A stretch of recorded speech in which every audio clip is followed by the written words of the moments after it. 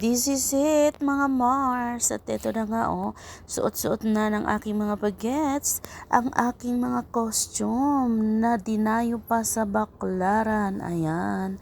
At ayan, pupunta na kami sa school mga Mars. See you later. Dahil nagmamadali na ang mga bagetching na ito. Kasi medyo very late na kami mga mare. Ayan, naglalakad na palabas. At eto nga, pagdating dito sa school mga Mars, eto na nag-uumpisa na ang pagpapakilala sa mga bansa ng kanilang mga kasuotan.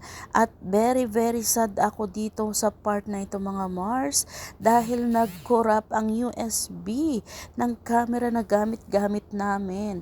So ayun, wala kaming gamit at wala kaming na-save na mga video and pictures. Mabuti na lang, meron pa akong mga video na natira dito sa aking cellphone mga Mars. Ayan, nagpapakilala na sila sa mga bansa na kanilang kasuotan.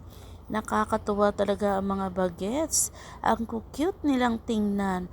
Ganon din ang mga mommies na talaga namang naghirap para maghanap ng mga costume na yan. Diba mga Mars? Pag nanay talaga, napakagaling.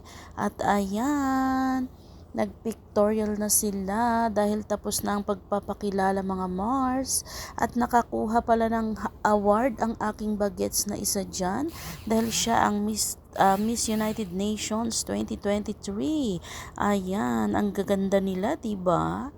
Ang cute mga Mars. Nakakatuwa silang tingnan. And after that, sasayaw pa ang mga bagetching na yan. At may costume din silang isusuot pa. Ayan, pictorial na lang ang natira mga Mars.